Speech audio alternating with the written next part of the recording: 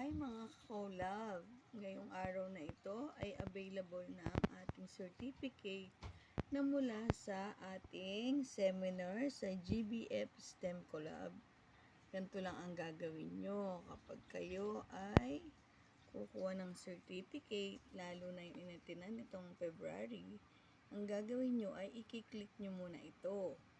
Pag na-click nyo na yan, bigla naman tayo makakarating dito sa Gokong Wei Brothers Foundation STEM Collab, and then you're going to click the download button, arrows, cell certificate here. Yan yun. Available na siya. Kaya kung kayo naghahanap, pag napindot nyo na to, dito naman kayo papasok. Yan. Meron kayong mga sasagutan muna. I-click natin to ha. Try natin i-click. Yan. Ngayon, i-verify niya kung kayo ba ay talagang umattend. Ang sabi dito, you're going to type the email address you're using during the registration form. Pagkatapos nun, type yung year of birth. Yun ang magiging validation code nyo.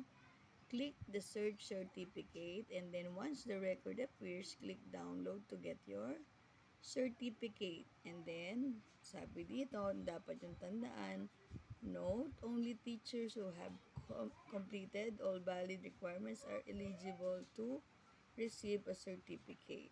Ayan. Sinerch ko, tinype ko ang aking email address dyan. And then, sinagutan ko din yung verification code na kung saan ito ang year ng ating birthday. Pagkatapos nun, lalabas na po ang search certificate. Ito na po ang aking certificate. Yung aking na-open yan, kinlik ko to. And then, click nyo na yung download.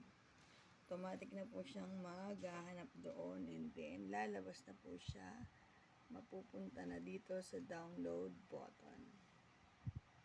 Yan. Diba?